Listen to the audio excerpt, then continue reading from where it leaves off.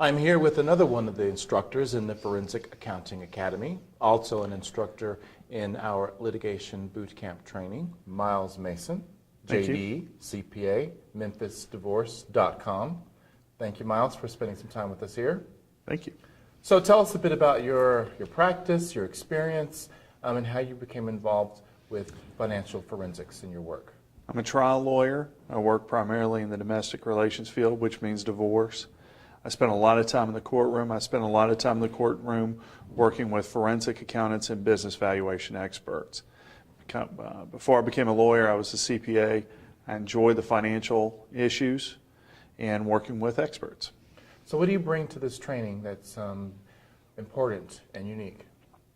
Forensic accounting and business valuation is very technical. The issues can be very complicated. Learning that craft is a long process. Along that way, people sometimes lose sight of the fact that it's all for the courtroom. It's all for the courtroom. And so what I bring is the perspective from the trial lawyer. What is the trial lawyer thinking when reviewing a report, when taking a deposition, or preparing a direct or cross-examination? What are some of the techniques and tools that you talk to your students about?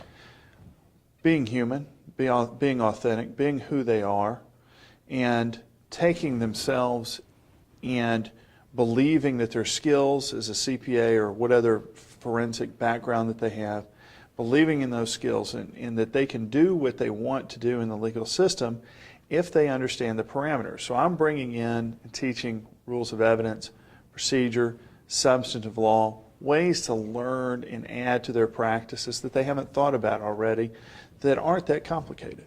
Right. You enjoy teaching? Oh, I love it. Yeah? What about it?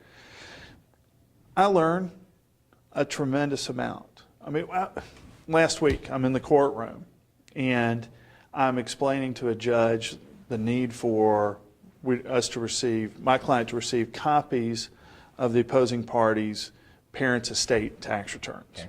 Okay.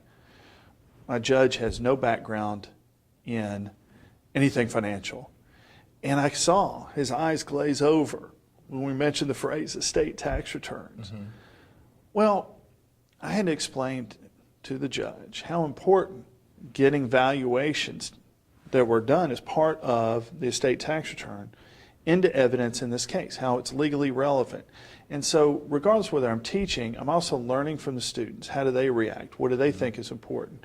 I gain a perspective as an instructor that I would never get just as performing law in the courtroom. So it just adds a whole new dimension to my practice. Very nice.